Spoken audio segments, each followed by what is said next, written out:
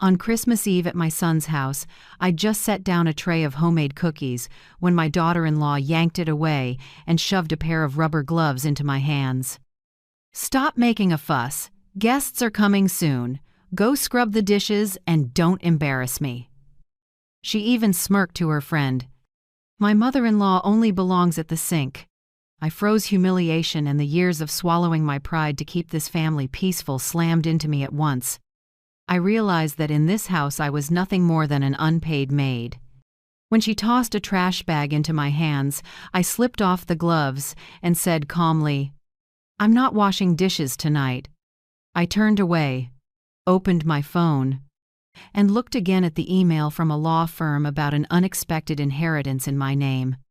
She had no idea that in just a few days this dinner table would have a new host and my daughter-in-law would pay for everything I had endured. If you're still listening, tell me where you're watching from. Every comment you leave is another mark in this journey. And if this story has touched you, don't forget to hit like so it can reach even further. My name is Susan Whitmore, 66 years old, widowed for 10 years. I've spent my life in a small Vermont town, in a modest wood house by the pines. I used to be an elementary school teacher, quiet work, enough to raise my only son, David, right. Since my husband died, my joys have been my little garden, an old camera, and part-time teaching at the community center. I used to think I'd fulfilled every duty as a mother. I didn't remarry, never asked for anything. I poured all my love into David, just wanting him to have a happy family. But after David married Melissa, things changed. She's beautiful, educated, smooth-talking, but behind the polite exterior was a cold disdain. In the early years, Melissa seemed pleasant. She called me Mom, sent birthday gifts, invited me over for dinner. Slowly, I realized my place was just babysitter and housekeeper, nothing more. Whenever they were busy, I was asked to watch the kids, cook, do laundry. I once took it as love and responsibility until every thank you vanished and turned into commands. "Mom, could you please wash the dishes?" became, "You have to wash the dishes." "Mom, if you're free," became, "Mom, do this now." And David, my son, stayed silent. He isn't cruel, just weak. His eyes said he knew his wife was out of line, but he didn't have the courage to face it. I never blamed him. Men caught between two women often choose silence to keep the peace. But that silence made me smaller and smaller. That winter I baked gingerbread cookies by hand, a family tradition since David was little. I remember when he was 7, he said, "Mom, your cookies are the best in the world." I smiled, thinking one day he'd tell his wife and kids the same. But when I brought the tray over, Melissa brushed it aside like I'd carried in trash. The moment she shoved those rubber gloves at me, I saw it clearly. Every sacrifice I'd made had been turned meaningless. I wasn't a mother anymore, just a quiet shadow serving someone else's party. I fought back tears, my heart pounding hard enough to hurt. I wanted to shout, to leave, but that old voice in my head rang out, "Don't make a scene, Susan. Your son will be ashamed." I'd heard that voice hundreds of times and always chose silence. But not tonight. When Melissa threw a trash bag into my hands, I felt oddly calm. I took off the gloves, set them on the counter, and said, steady and firm, "I'm not washing dishes tonight." The room went dead quiet. Both Melissa and David froze. No one was used to me saying no. I smiled, turned away, and opened my phone. In my inbox sat the email from Graves & Cole Law Firm that morning. "Dear Mrs.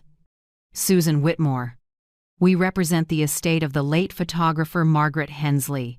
You are named as the sole beneficiary in her will. Please contact us at your earliest convenience." I read that line again, feeling a shaft of light cut through the dark years.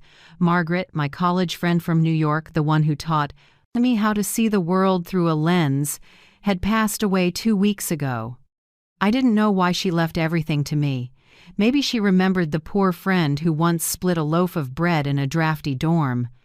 With Christmas music swelling from the living room, I sat quietly at the kitchen table, my fingers trembling. I thought about the years of grinding effort, the times I swallowed tears so I wouldn't upset anyone, and the son I'd loved more than myself. One thought rose sharp and clear. It's time to live for me. When I left, snow drifted onto the porch roof. David ran after me, voice shaking. "Mom, don't be mad at Melissa.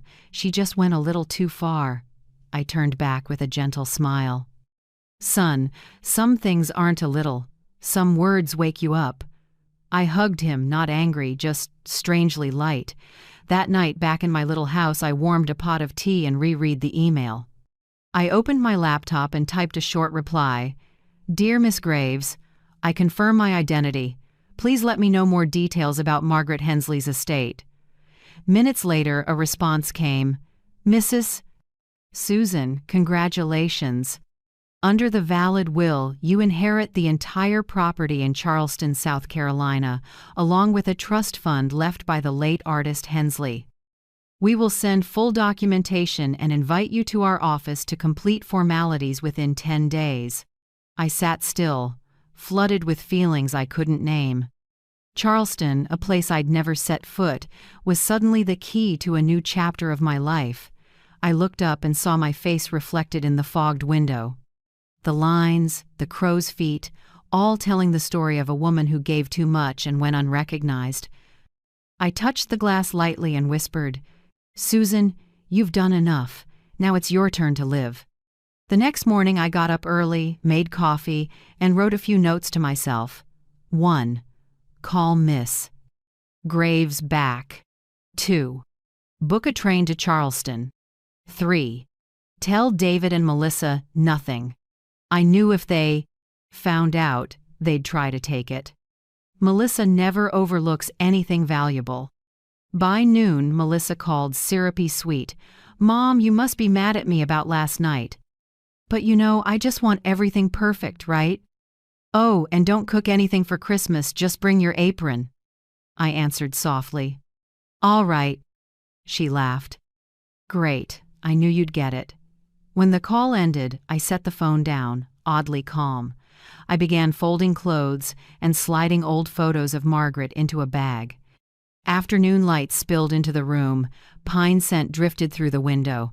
I looked around the house where I'd cried, laughed, and sacrificed, and knew I wouldn't be here much longer. That night I stood before the mirror and smoothed my silver hair I hadn't properly brushed in ages. In the warm light, my face looked tired yet proud. I whispered, like a vow to myself, "Now it's my turn to set the table." And I knew that in just a few days, the balance of power in my family and in my life would flip for good. The next morning, as the first sunlight slipped through the thin curtains, I got a call from a South Carolina number. A woman's voice, gentle but firm, came through. "Is this Susan Whitmore?" "I'm Eleanor Graves, the attorney for the estate of the late photographer Margaret Hensley. First, please accept my condolences." My heart skipped a beat. That name, Margaret, brought an old era back to life. I answered softly, "Yes, I was her friend a long time ago." "I'm glad to hear that," Miss Graves continued. "You are named as the sole legal heir in the will. Miss Hensley's historic home in Charleston, along with the entire photography collection, antiques, and a trust valued at $8 million, will be transferred to you within 60 days. I gripped the phone, fingers cold. I can't believe it. Could there be a mistake?" "No, Mrs. Whitmore," she said, warm but unequivocal. "Miss Hensley wrote this. I leave everything to the only friend who saw light in me, even when I could not see it myself." I was silent for a long time. Miss Graves paused, then added, "There's just one condition in the will. Miss Hensley wanted you to return to art. Specifically, she wrote, Susan must hold a camera again, because through the lens she is truly herself." I laughed softly through tears. I hadn't touched a camera in over 40 years, never dared call myself an artist. Since leaving New York, I'd shelved all my passion to be a good mother. Eleanor went on. I know this is a lot, but Miss Hensley prepared everything carefully. In a private note to you, she said if you ever feel lost, come back to Charleston. There, you will find yourself again. A long quiet stretched out. I heard the clock on the wall, the wind slipping through the doorframe, my heart steady and slow. Finally I whispered, "Thank you, Miss Graves. I'll come to Charleston." After the call, I sat by the window for a long time. Outside, snow blanketed the yard, the porch roof, even the orchid I'd tended all fall. The world was so quiet I could hear my tears fall into my palms. I opened an old drawer and took out a small wooden box. Inside lay a Nikon FM2, rusted with age. I gently wiped the dust, touched the scratched lens, and saw Margaret's grin, the friend who once dragged me through New York streets in 1979 to catch the last light of sunset between glass towers. I remembered what she said that day. "Susan, if you ever lose yourself, I'll remind you who you are." I'd laughed then, thinking she was joking. 40 years later, she'd done it by making me look at my life through my own lens. I opened the attachment Miss Graves had emailed, a copy of Margaret's will. My eyes stopped at the last line, written in her hand, "I leave her the light because she once knew how to find it in the dark." Tears slid slowly down my wrinkled cheeks. I didn't know if I was crying from joy or regret. Maybe both. I stayed up late, writing a short, stubborn list. 1. Sell most belongings. 2. Book a train to Charleston. 3. Tell David and Melissa nothing. Ask. 4. Bring the camera. The next day, the phone rang. Melissa's name lit the screen. Her voice was bright, still that sweet with orders tone. "Mom, about last night I was a bit harsh, but you know how I am. Oh, and this Christmas don't cook anything, just bring your apron, okay? I want everything perfect." I answered softly, "All right." She chuckled, like nothing had happened. I set the phone down and stared at the printed e-ticket. Departure, Vermont. Destination, Charleston, South Carolina. I hadn't traveled alone since my husband died. The thought made me both nervous and excited, but this time, fear didn't own me. In its place was freedom, something I'd lost long ago. That evening, I still went to the Christmas party. Not for them, but because I wanted to close this chapter properly. David's house glowed with lights. Cinnamon and vanilla scented the air. Music drifted from the living room speaker. Melissa floated in wearing a bright red dress, a perfect smile. She leaned close and whispered through her teeth, "Remember, don't do anything to embarrass me." I just nodded. All night I sat at the edge of the table, listening to the chatter. No one asked how I felt. No one noticed I didn't touch the food. When dinner ended, Melissa clapped loudly so everyone could hear. Time for my mother-in-law to show her specialty. No one washes dishes like she does. The table laughed, thinking it was a joke. But I saw the smugness in her eyes. On the counter, a tower of greasy plates.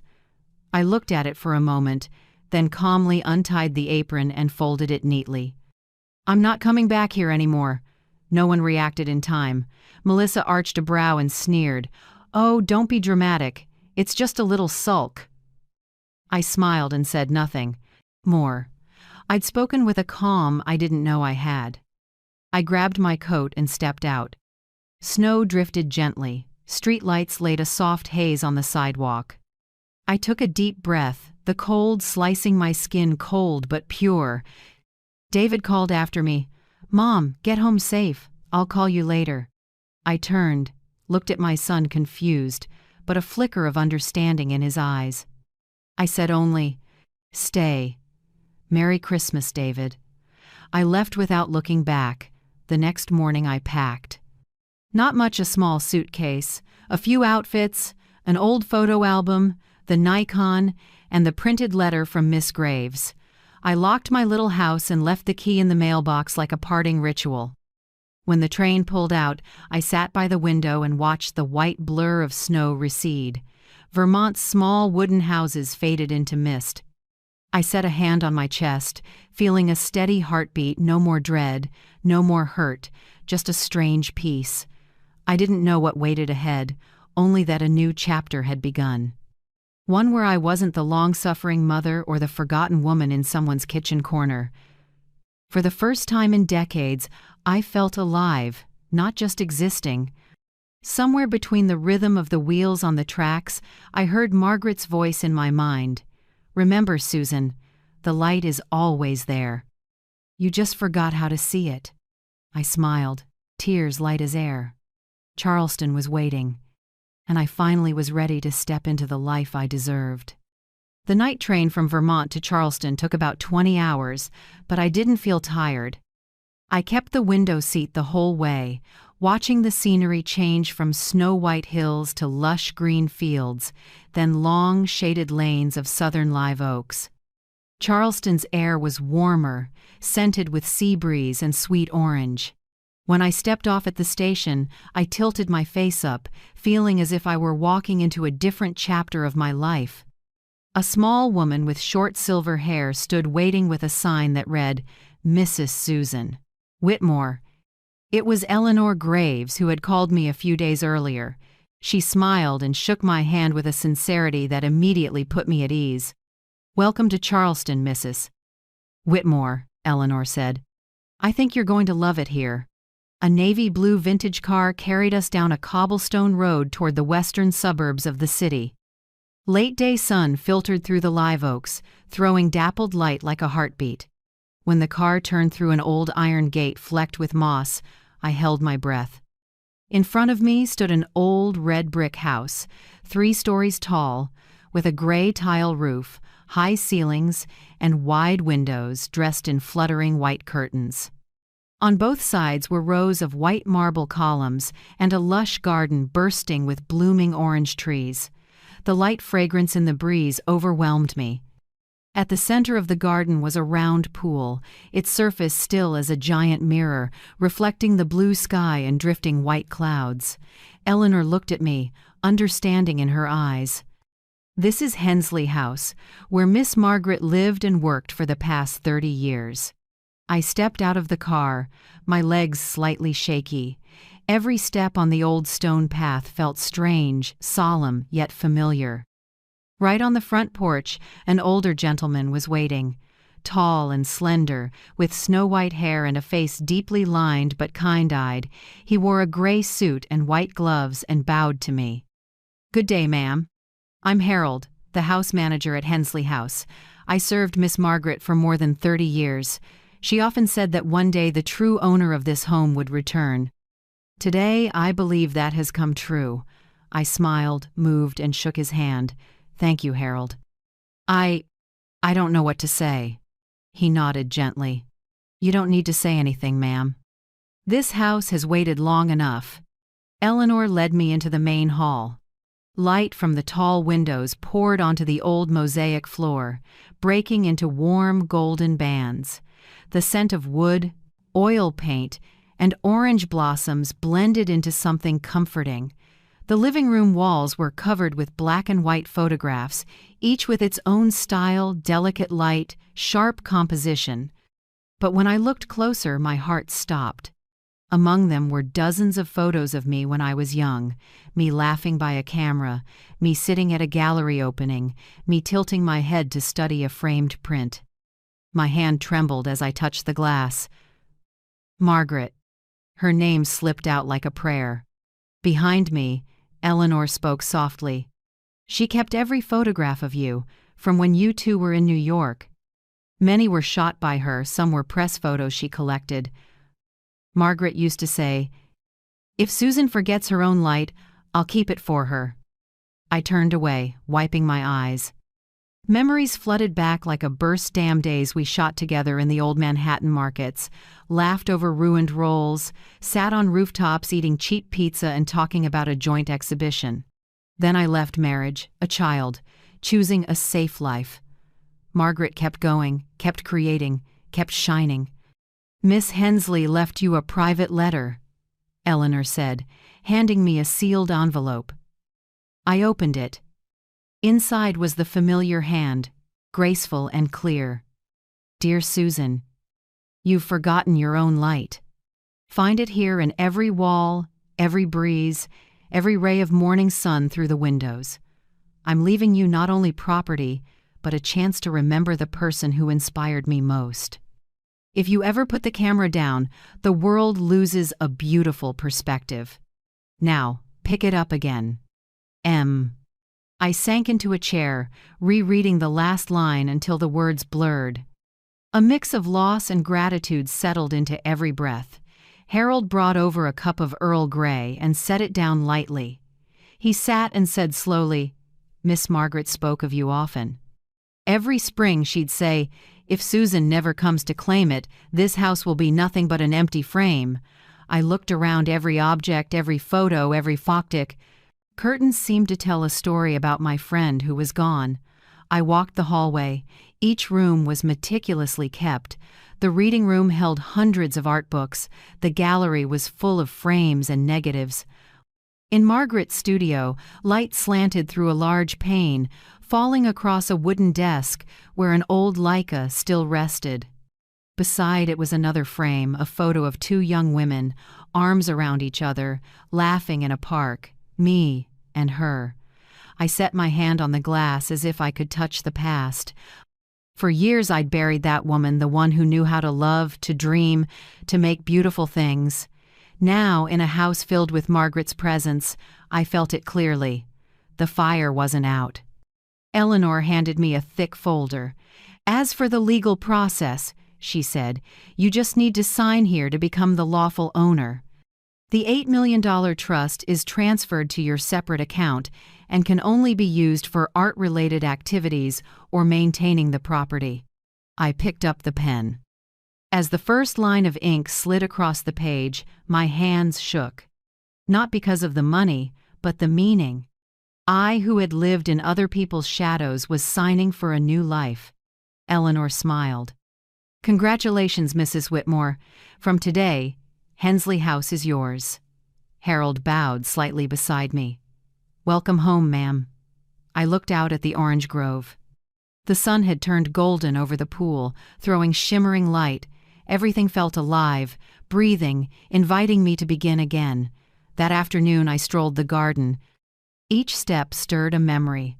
Margaret's laugh, golden evenings shooting under the orange trees, the prints we once promised to exhibit together. I stopped at a small greenhouse in the corner where an old brass plaque hung, "Studio of Light." Inside were a darkroom table, drying racks, and dozens of unopened film boxes. I touched the doorframe, feeling both chill and warmth. One thought came through, clear. I would reopen the gallery not just to honor Margaret, but to live as myself again.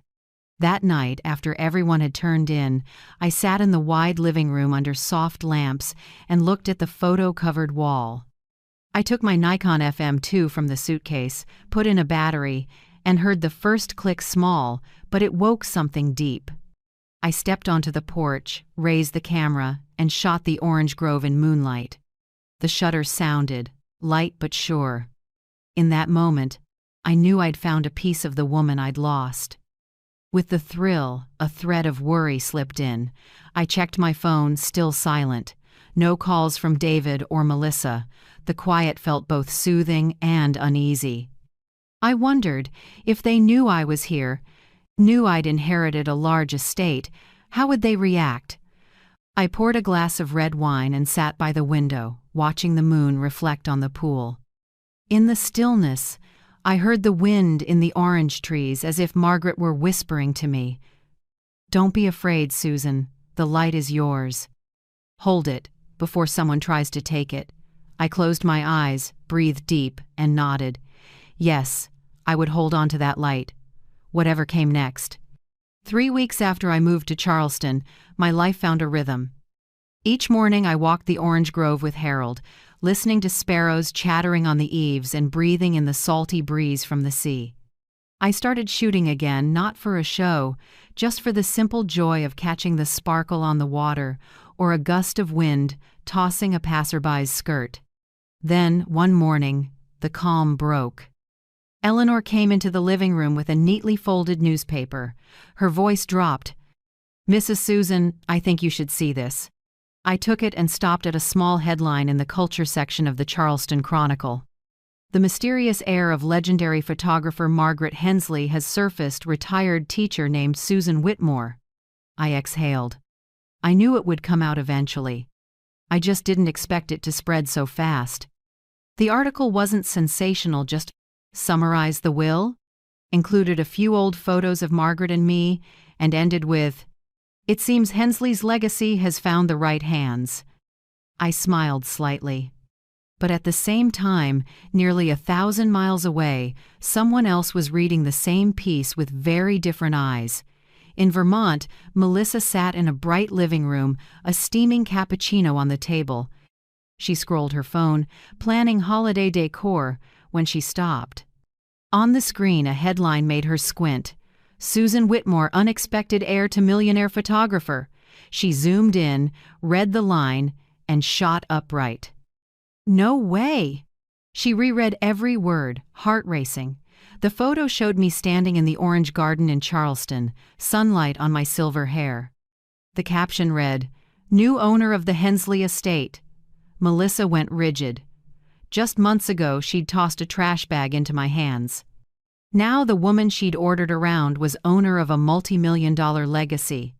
Without hesitation, she printed the article and marched into David's office. "David, you need to see this." He looked up from his screen, reading glasses on. When he saw my name, he blinked hard. "Mom, inherited whose estate?" "Margaret Hensley, ring a bell?" "Famous photographer, died last month." Melissa spoke fast, voice a little shaky. "She left a mansion, antiques, and a trust of $8 million. And your mother, Susan Whitmore, gets it all." David sat quiet for a long time. He clearly didn't know whether to be happy or worried. "Wow. Mom's really lucky." "Lucky?" Melissa let out a harsh laugh. "Don't you get it? She has money, a lot of money, and we're her legal family. Do you know what that means?" David frowned. "Melissa, what are you saying? Mom finally found a little happiness after all those years." Don't be naive, David," she cut in. "She's alone, with no one around her. I won't let someone else sweet-talk her and take that money. And if you don't care, I will." He started to object, then fell silent. He'd never won an argument with his wife. Melissa stepped closer, voice turning honey-sweet. "We just need to care a little more. Call and check in. Bring her home. Help her manage the assets. Sound good?" David sighed and lowered his head. "If you think it's best for Mom." "Oh, of course." She smiled, eyes flashing like a razor. That afternoon, I was on the porch sorting new shots when the phone rang. "Melissa." In that instant, I knew why. I answered. Her voice poured through so sweet it made your skin prickle. "Mom. My gosh, I miss you so much. David and I talk about you all the time. Are you okay?" "Where are you? We've been worried." I smiled slightly, keeping my tone even. "Thanks. I'm fine. I'm in Charleston. The weather's lovely here, and the orange trees are in bloom." "Charleston?" "Wonderful. I've always wanted to go. Maybe we'll fly down to visit soon. It's been too long since we've seen you." I knew she was baiting me. "All right," I said. "Come ahead. I'll be waiting." After I hung up, I set the phone down and looked across the pool, glowing with late light. I felt no anger, just one clear sense. The game was about to begin. A week later, a white SUV stopped at the gate of Hensley House. Melissa stepped out in a light linen dress, makeup soft, smile bright. David followed, looking awkward. I went to meet them. Melissa spread her arms and hugged me like that Christmas Eve had never happened. "Mom, this home is gorgeous. I'm truly happy for you. I'm sorry for being rude. I've thought a lot." I hugged back. catching the faint trace of expensive perfume. "It's all right, Melissa. It's over." She stepped back, her eyes flicking fast from the engraved silver bowl on the table to the oil painting on the wall. I knew that look. Greedy, calculating, eager. Eleanor was there too, greeted them politely, then slipped back to her small office at the end of the hall. Before she left, she gave me a small nod, like a quiet reminder. "Watch." I showed them around. Melissa wouldn't stop gushing. "Oh my God, this room is so elegant. Do you know what this silver set is worth? And that photo must be a famous artist?"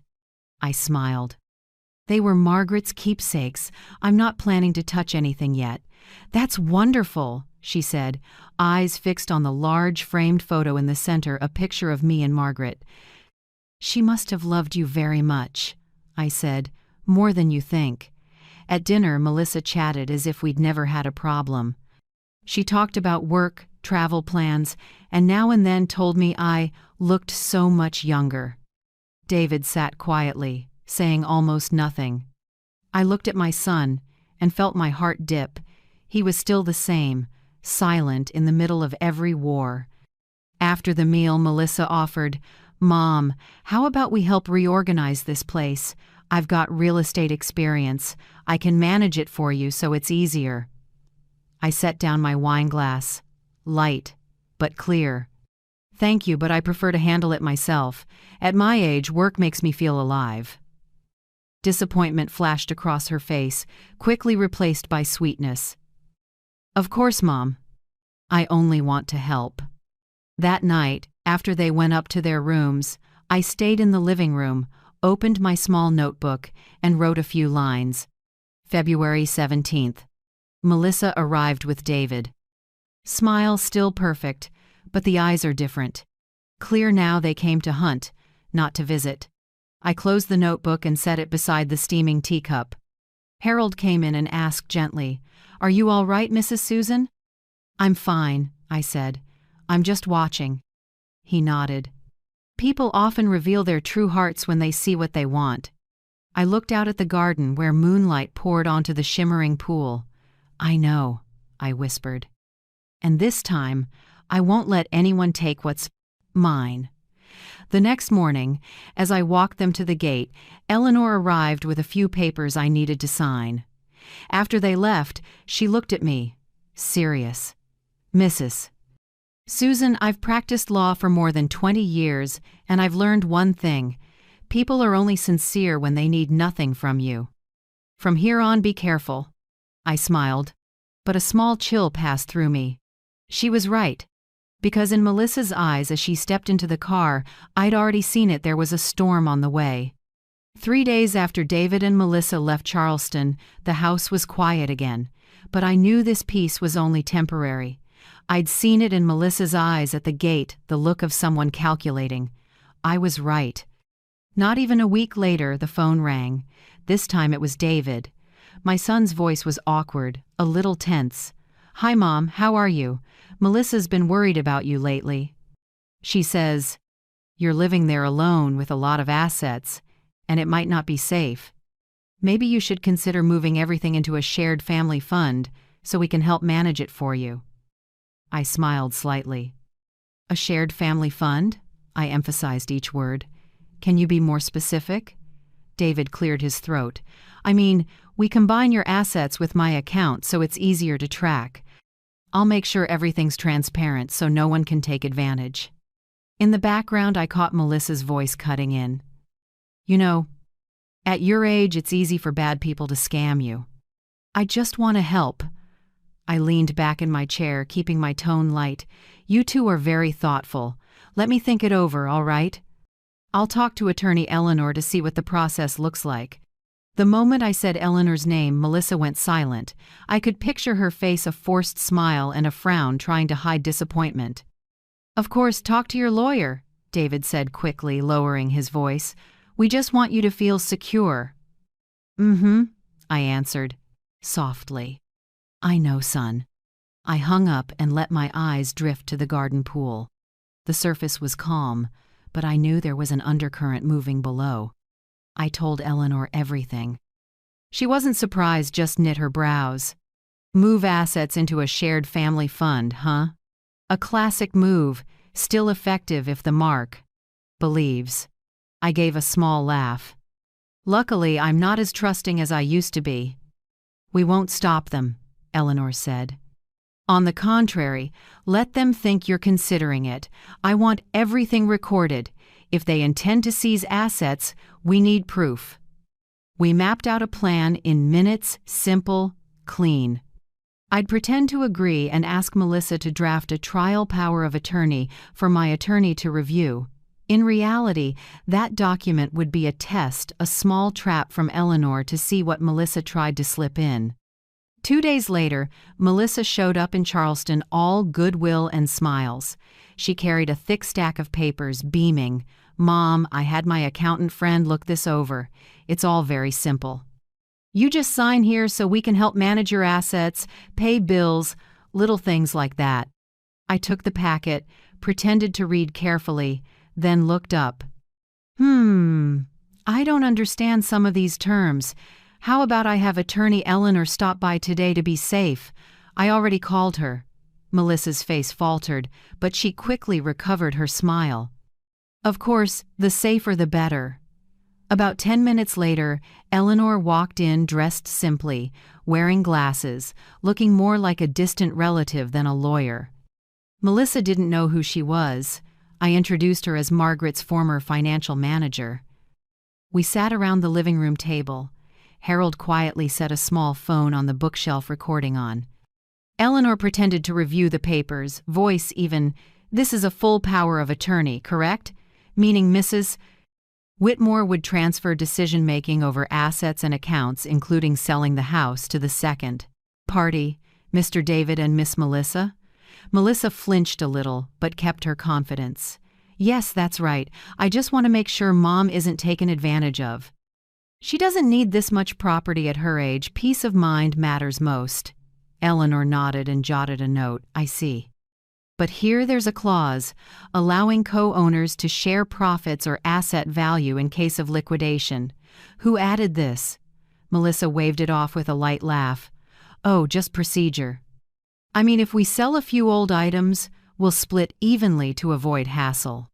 Eleanor glanced at me, her eyes saying, "That's enough." I set the packet down and gave a faint smile. Very thoughtful. "Melissa, but I don't think I'm ready to sign anything today. Let me review it more." Melissa kept smiling, but her hand clenched. "Of course, Mom. I just want you to know we're always thinking of you." After they left, Eleanor turned to me, voice firm. "We have enough." She spelled it out: split shares, sell prints. They're plotting to seize assets. I exhaled, feeling like I'd just finished a long performance. "I doubt she'll stop here." Eleanor shrugged. "No. But now we know who they are." From that day on, I barely heard from David or Melissa. I needed time to think, to cut away the kind of feelings that make me weak. Every morning I brewed tea and sat on the porch watching the still water of the pool, but deep down I knew this calm was a thin shell before the storm. A week later, Harold came in, face grave. "Mrs. Susan, I just heard something troubling." I set my cup down and looked at him. "Go ahead, Harold." "Miss Melissa just called someone named Clara. An accountant, seems like a close friend. I overheard on the landline. They're discussing evaluating your legal capacity. Clara said she'll arrange for a psychologist to meet you to determine whether you're competent to sign legal documents." I was quiet for a moment, then let out a small laugh. "Ah, so they plan to declare me incompetent and automatically take guardianship, right?" Harold nodded. "I'm afraid so. They want you to appear impaired so a court will grant them control of your assets." I leaned back. No anger, just a chill. "How strange," I said slowly. "Do they think I'm so foolish I don't understand the law? Or that age equals dementia?" Harold looked worried. "Do you want me to call Eleanor now?" I shook my head. "No. Let them try. If they want to test my memory," I paused, a faint wry smile, "I'll show them who's really losing theirs. Sometimes I think the deepest pain doesn't come from strangers, but from family. If you were me when you discovered your daughter-in-law planned to declare you incompetent to take your assets, what would you do? Leave a few thoughts below, because sometimes your story helps someone out there find their courage again. That night I sat in Margaret's library, warm lamplight spilling over stacks of old books. I opened my notebook and wrote down every detail: Melissa's call, the contract, the words she used. I was no longer the woman who bowed her head in that Christmas kitchen. I was the owner of this house and of this story. I brushed my fingers over the camera on the desk, pausing on the lens. In the mirror, the lamp's reflection lit my eyes, the look of someone ready to strike back. Outside, the wind stirred through the orange trees. I smiled and murmured to myself, "Melissa, if you think this is your winning game, you don't know me." And that night, I began planning my next move, a move I knew would make them think twice before ever underestimating a mother again. I've always believed the sweetest revenge is to live well and let people expose their own greed. After hearing Harold describe their plan to test my sanity, I didn't get angry or afraid. I felt a cool clarity spread through me. I knew it was time to counter. The next morning I went to Eleanor's office. Early sun slanted through the big glass window, glinting off a thick file on the desk. She looked up and smiled. "I take it you're ready." I nodded. "They want to prove I'm incompetent? Fine. Then let me show them just how competent I am." Eleanor slid a new packet toward me, her tone steady and sure. "We'll draft a new will.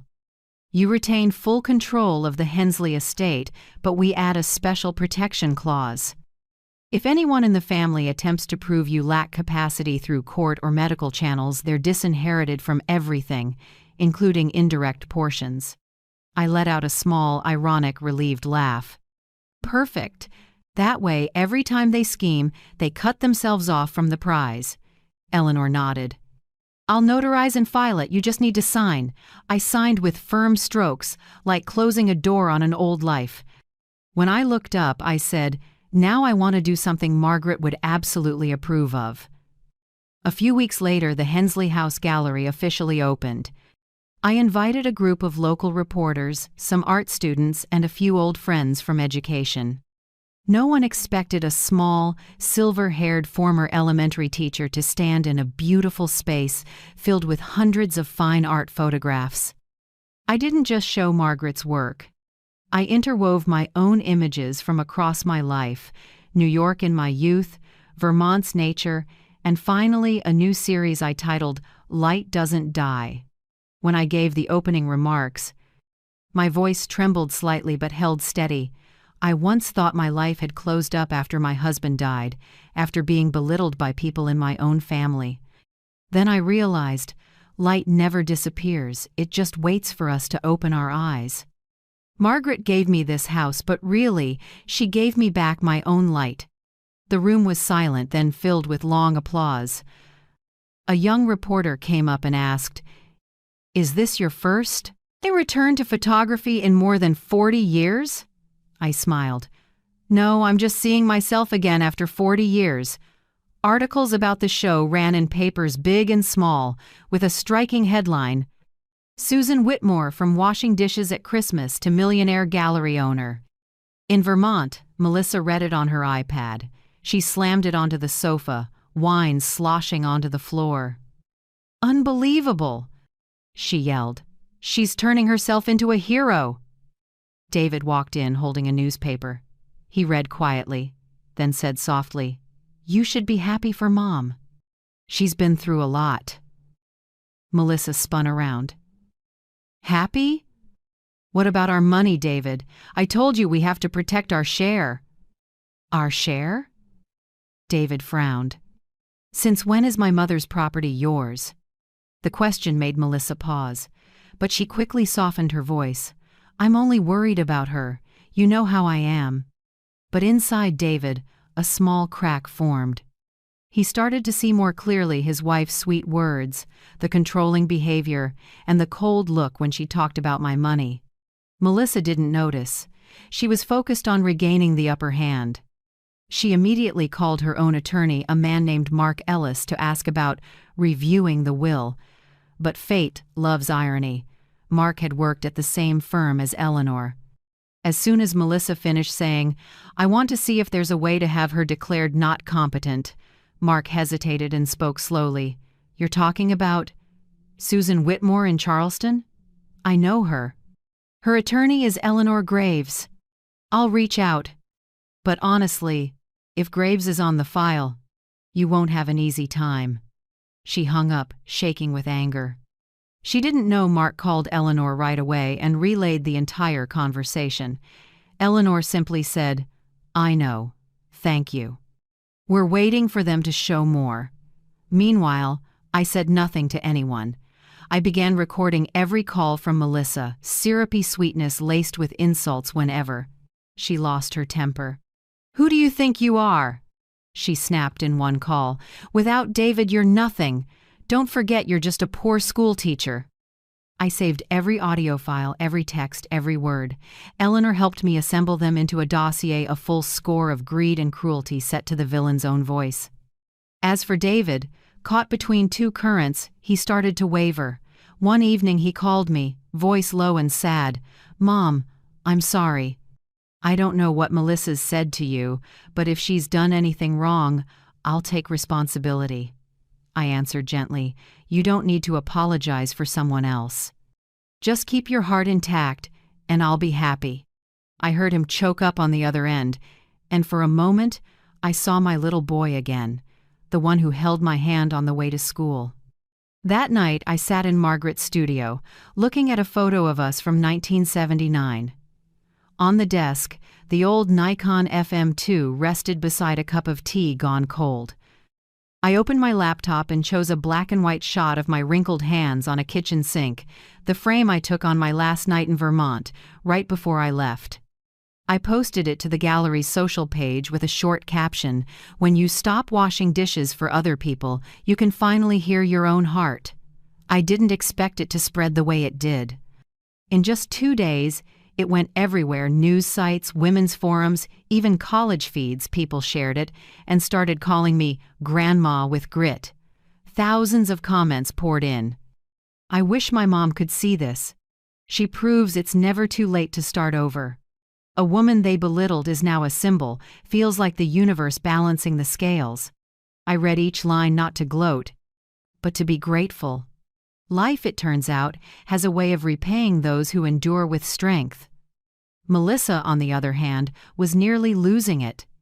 Every time she opened social media, she saw me, the woman she once ordered to wash dishes, now praised as a symbol of resilience.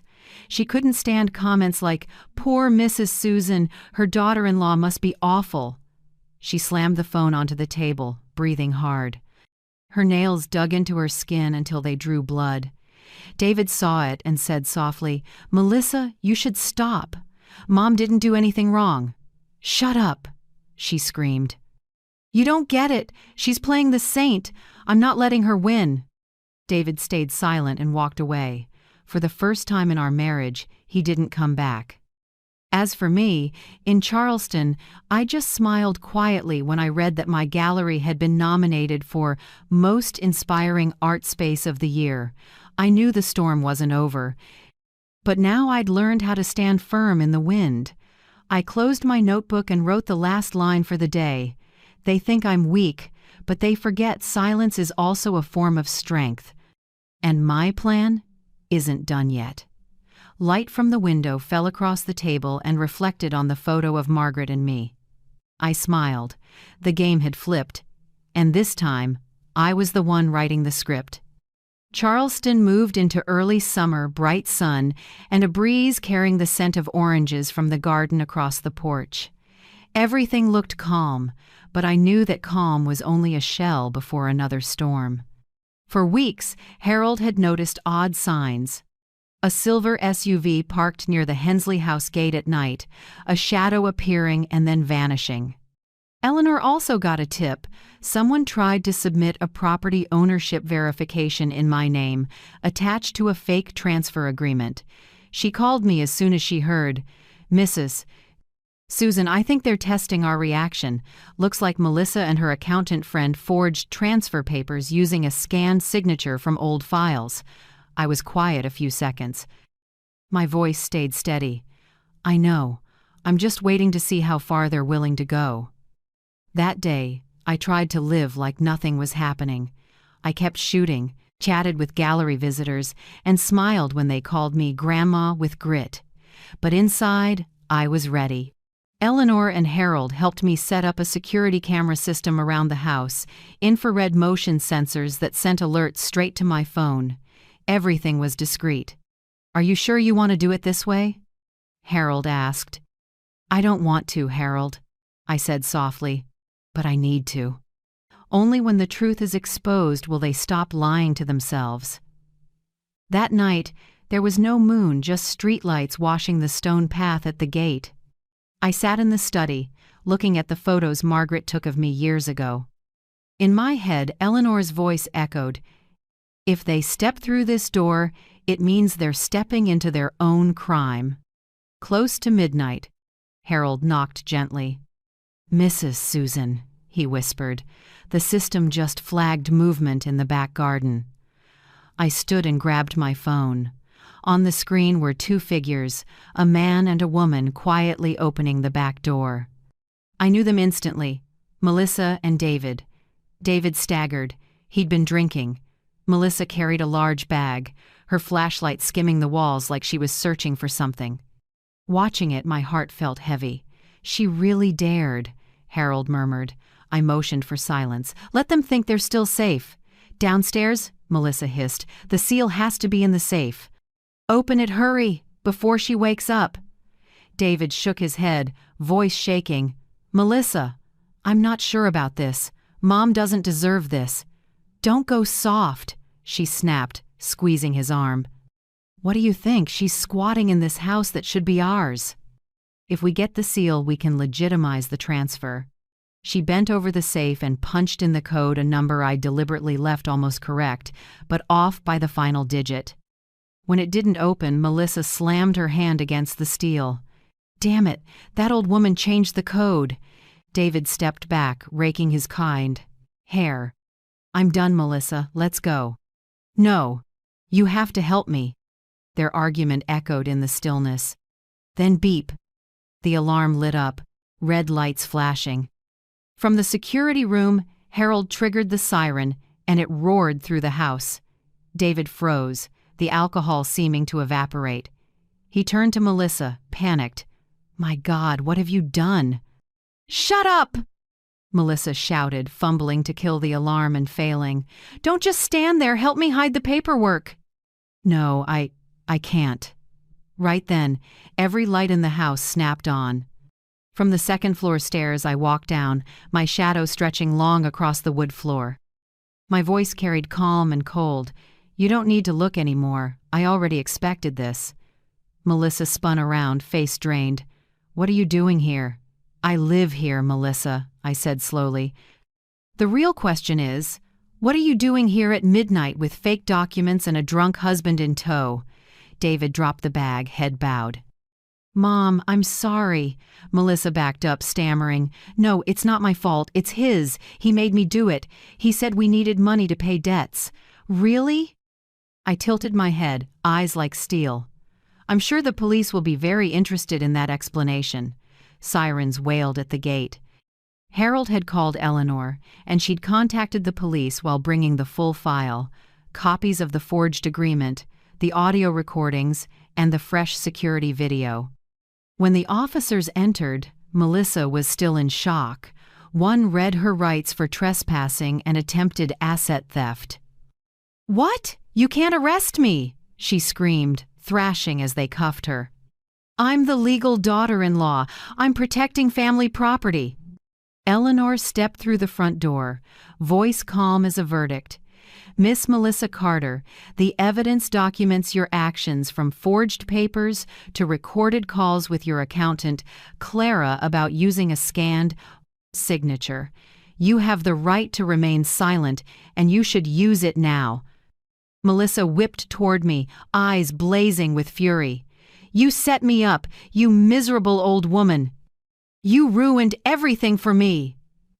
I just stood there and said nothing. I used to fear that voice, dodge it for years, but now it had no weight. No, Melissa, I said quietly. I didn't ruin anything. I just stopped letting you step on me. 2 officers led her away. Footsteps echoed on the tile, mixed with shouts fading to nothing. When the door closed, there was only silence and David's ragged breathing. He collapsed into a chair, head in his hands. Mom, I'm sorry, I couldn't stop her. I've been too weak. I walked closer and looked at my son, the man who once filled me with pride, now a tired shadow. I didn't cry. My tears had dried a long time ago. David, I said, soft but firm, you haven't lost your mother. But you will lose yourself if you don't wake up right now. He looked up, eyes red. I set my hand on his shoulder, feeling that trembling hand like the little boy who held mine after his first ball game. Go rest, I said. Tomorrow is a new day. The next morning the story was everywhere in local news. Asset seizure plot foiled, 66-year-old woman earns the city's respect. Susan Whitmore, owner of Hensley Estate, worked with her attorney and police to expose a forged transfer scheme orchestrated by her own daughter-in-law. Photos of me standing in front of the gallery, silver hair, steady gaze flooded the web. Some called me a symbol of late-life strength. Others wrote, "She showed us aging isn't weakness, it's wisdom sharpened by pain." Eleanor brought the paper and set it on the tea table. See? Justice may come late, but it still comes. I smiled slightly. No, Eleanor, what I needed wasn't justice, it was release. Outside, Harold trimmed the orange trees, a light breeze carrying their sweet scent through the fence. I looked up at the bright Charleston sky, feeling an odd, deep peace. At last, this house truly belonged to the light. No more shadows, no more fear, no more contemptuous voices in the kitchen. And I, Susan Whitmore, once forced to wash dishes at my own son's Christmas dinner, now stood in a sunlit home, free, strong, fully myself. A week after that chaotic night, Charleston felt still again. Morning light poured through the windows, filling the room with the scent of the first ripe oranges, the fragrance Margaret used to say was reserved for new beginnings. I sat in the living room. A bold headline spread across the front page, 66-year-old woman thwarts asset grab, America can't stop crying. The story went deeper than I expected. They told my life, how I'd been belittled, ordered to wash dishes at my own son's Christmas dinner, and the night I walked down the stairs and calmly faced the schemers. The article ended with a line I'll never forget. Some people win with force, some with intellect. Susan Whitmore won with dignity. Eleanor brought me a cup of tea and smiled. You're officially an icon now. I gave a small laugh and shook my head. I just want a quiet life. But if my story helps someone stand up, then it's worth it. Melissa was held while they investigated. 2 days later, the charges were public: felony document forgery and criminal trespass. Her lawyer tried to negotiate, but the evidence was too clear. When the preliminary hearing ended, I didn't feel triumphant. I felt sad for a smart woman who had every chance to live decently but chose cruelty instead. That evening, David came to my house. He stood at the gate a long time, as if he couldn't make himself come in. Harold opened it and called me out. David looked thinner, dark circles under his eyes, wrinkled shirt. He didn't speak, just lowered his head. I went first. Have you eaten? Come inside. We sat in the kitchen, warm light pooling across the old wooden table. David was silent for a long time, then finally spoke, voice rough with shame. Mom, I'm sorry. I don't know where to start. I let her control me for years, let her call you a burden, and I believed it. I didn't speak up, didn't protect you, just stayed quiet, like a coward. I looked at my son, the man I once believed was strong, now trembling like a lost child. I took his hand and said gently, David, I don't need you to protect me. What I need is for you not to lose yourself." He looked up, eyes wet. "I already have, Mom. I've lost my marriage, and I've lost faith in myself." "No, you just need to start over," I said. "Sometimes we have to lose everything to see who we really are." He nodded, choking up. "I filed for divorce. I can't live in someone else's shadow anymore." I stayed quiet. I knew saying those words took courage. I stood, opened a drawer, and took out an old photo. In it, David at 8 sat on our porch steps, eyes bright as he held a toy camera I'd given him. I placed it in his hands and said, "Back then, you looked at the world with clear eyes. Get those eyes back, son. Not to make me happy, but to set yourself free." David pressed the photo to his chest, letting the tears fall without hiding them. In the days that followed, he moved into the guest house behind the gallery.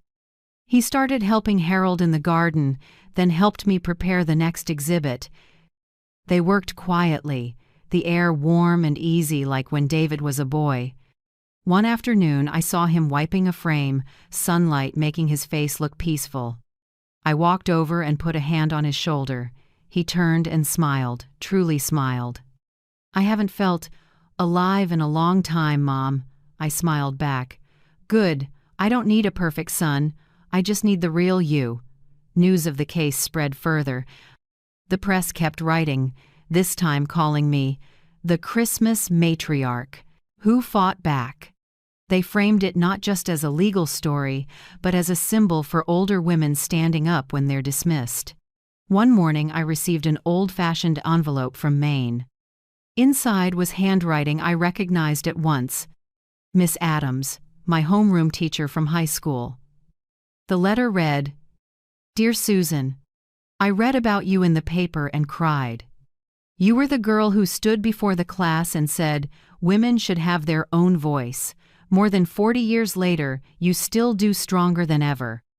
Thank you for helping older women like me believe we still have strength, and we can still begin again at any age."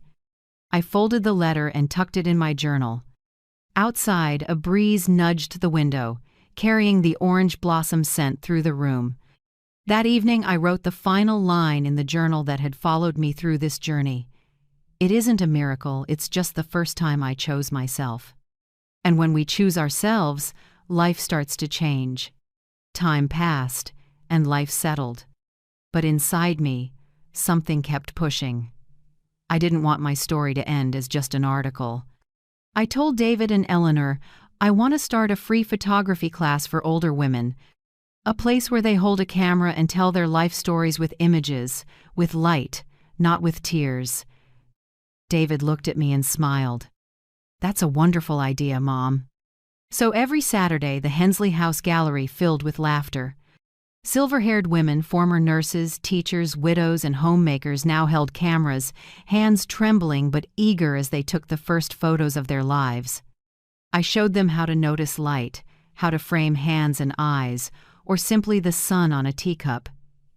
Each time they smiled because they caught a beautiful moment, my heart warmed. "You don't have to be great," I often said. "Just shoot to remember you're still living, still looking, still seeing." One day after class, a woman named Linda hugged me, her voice shaking. "I used to think I was useless, but today, looking through the lens, I realized I still have something to love." I squeezed her hand and whispered, "No one has to wash dishes in someone else's life anymore, Linda. From now on, we only need to wash our own hearts clean." That afternoon, when everyone had left, I stood alone in the gallery. Late light poured through the windows and bounced off the photo of Margaret and me. I smiled. At the table, David was framing a new print one I'd shot of today's class. He held it up and asked, "Where do you want this one?" I looked around and pointed to the blank wall facing the entry. "Right there," I said. "So when anyone walks in, they'll know this place doesn't just display photos, it displays the freedom of people once seen as weak." Golden evening light washed over the glass, glinting like a small flame. I whispered, "Not for anyone else, just for me. I've washed dishes my whole life. That's enough." I choose the camera and my own life. Outside, distant waves rolled in, mixing with the laughter of the women leaving at the gate.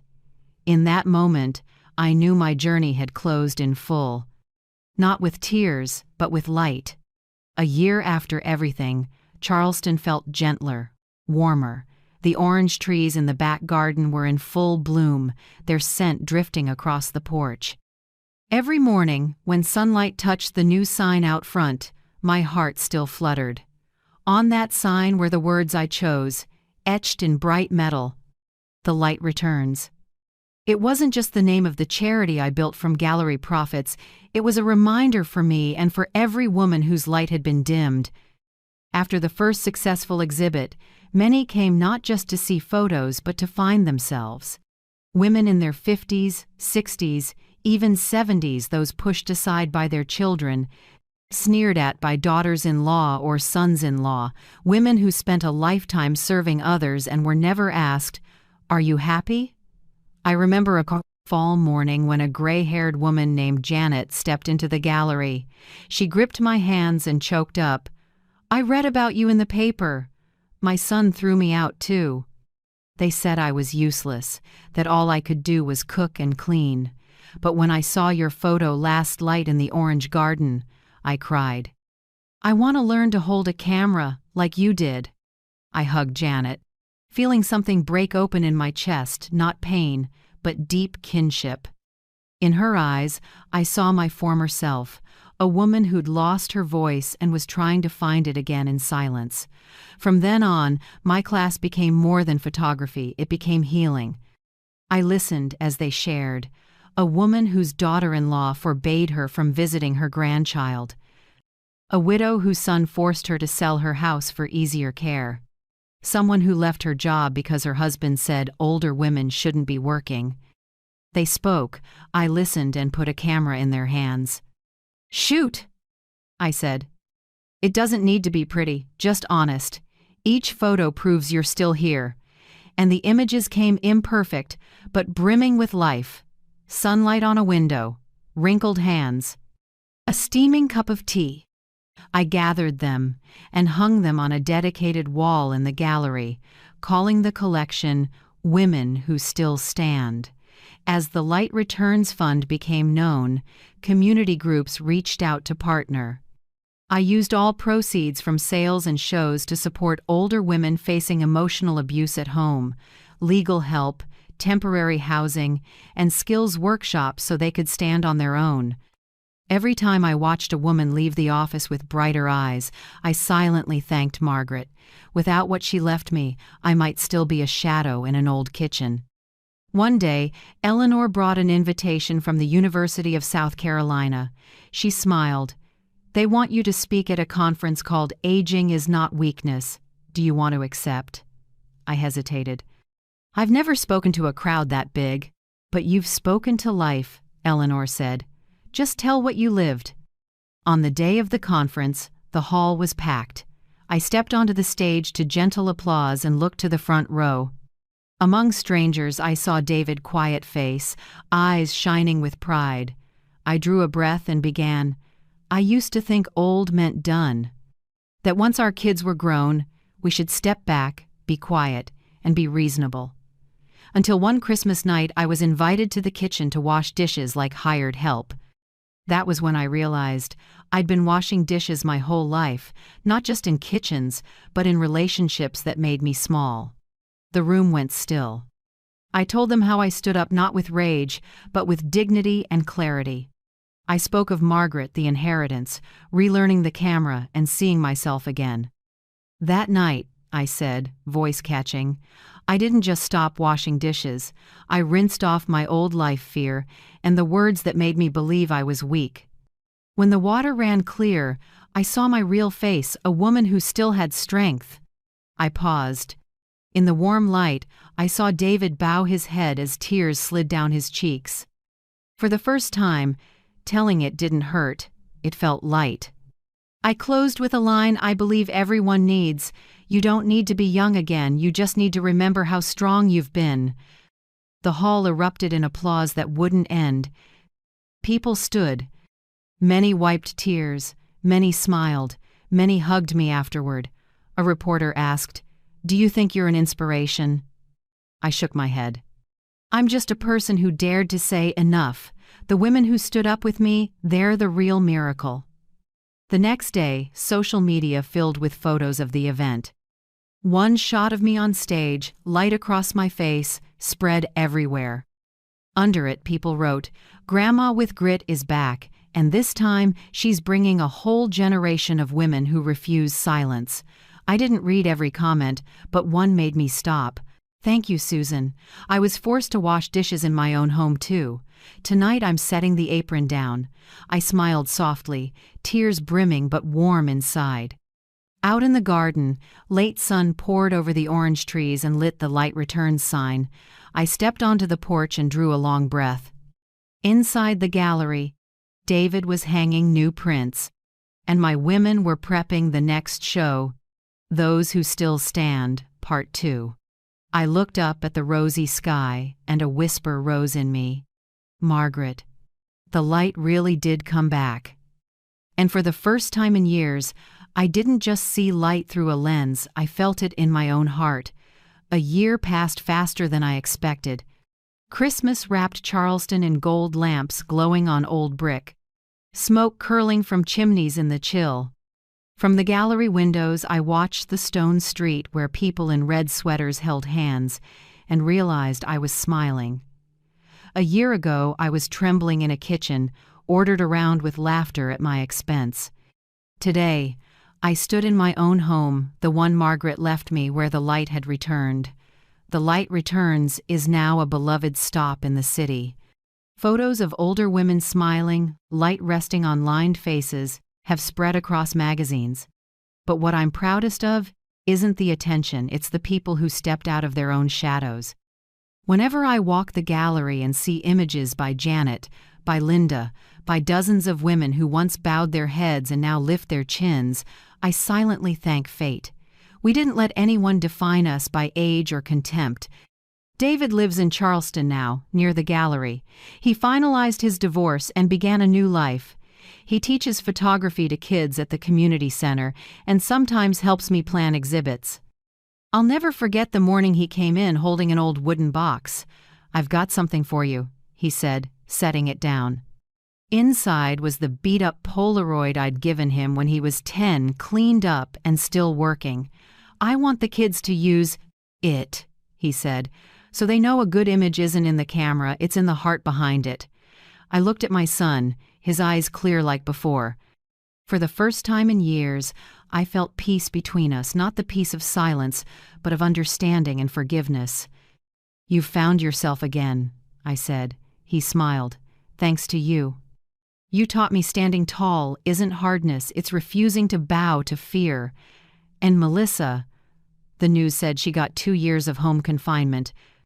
I heard she left the state and now lives quietly somewhere rural with her parents. I felt neither joy nor anger. Sometimes the harshest thing isn't revenge, it's letting someone face themselves. Eleanor once asked if I wanted to see Melissa again. I shook my head. No need. She's the closed chapter of an old book. I don't plan to reread it.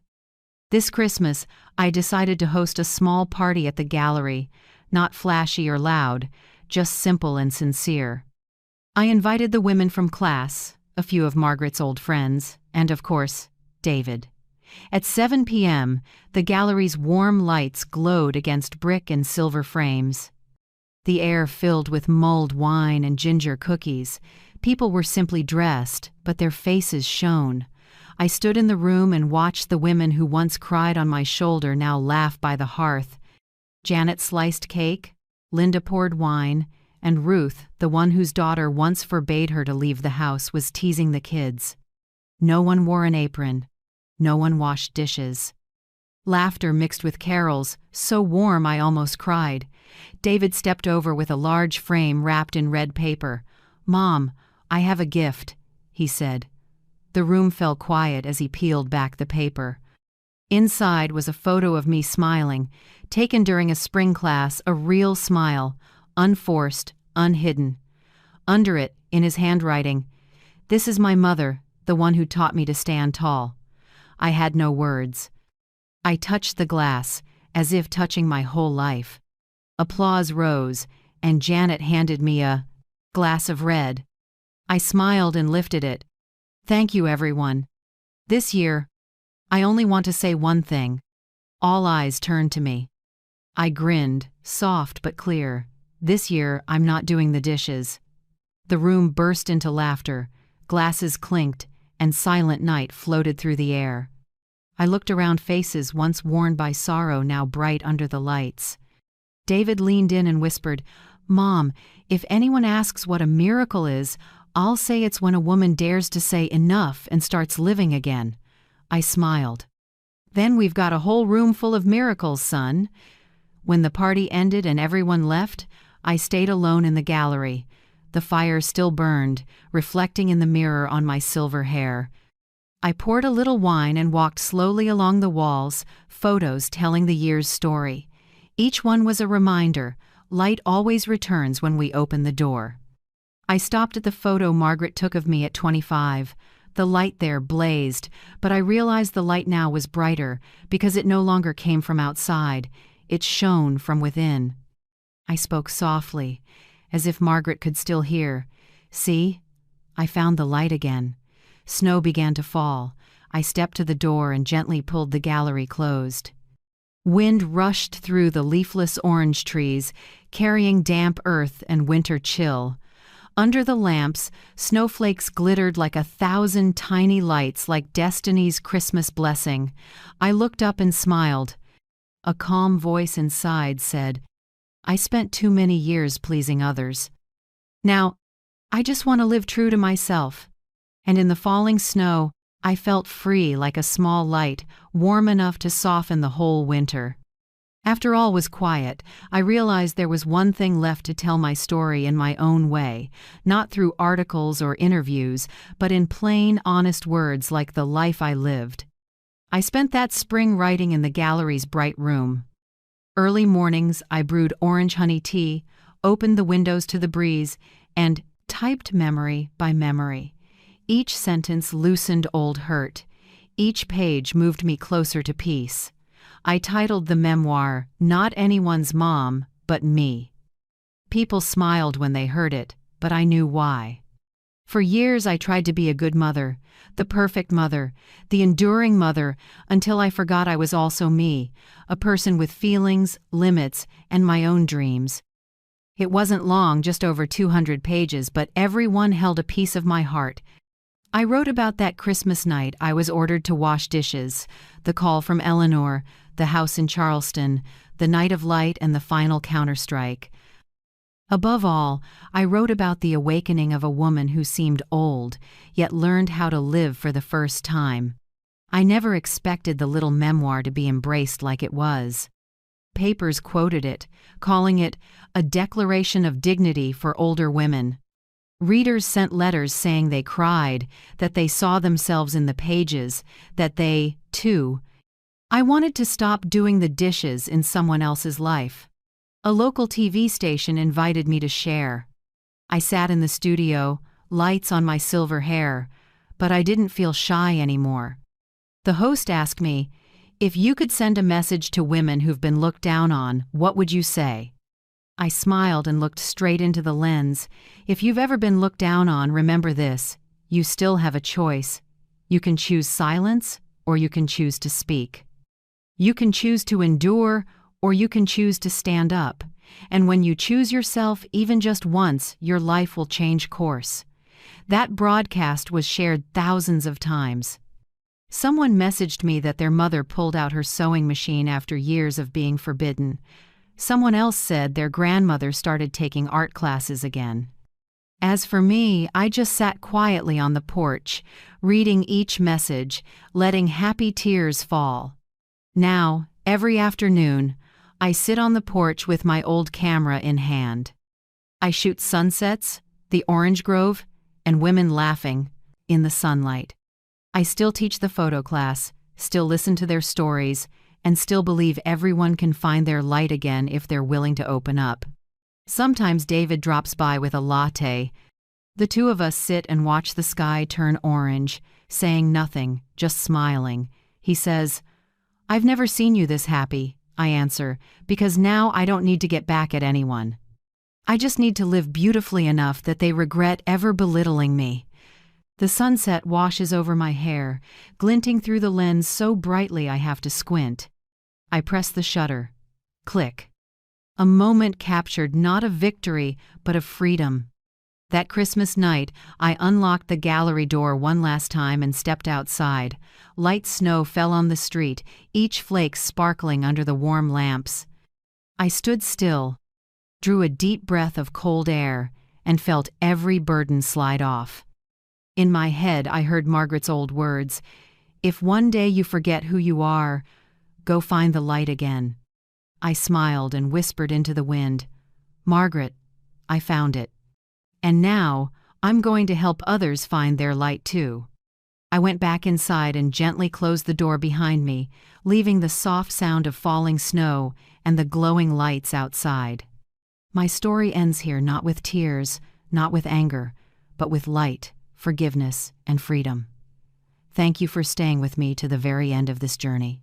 I don't know where you're listening from, maybe Texas, New York, or the California coast, but I know one thing for sure. Somewhere near you, there's a mother, a grandmother, a woman who's been looked down on like I was. If you've seen their voices taken away, tell that story. Share it in the comments so I can read it, listen, and help you spread the strength of women who dare to say enough. And if my story made you smile, please like, subscribe, and keep walking with me and with other strong women as we bring light to quiet winters. I'm Susan Whitmore. And this is the first Christmas I'm truly free.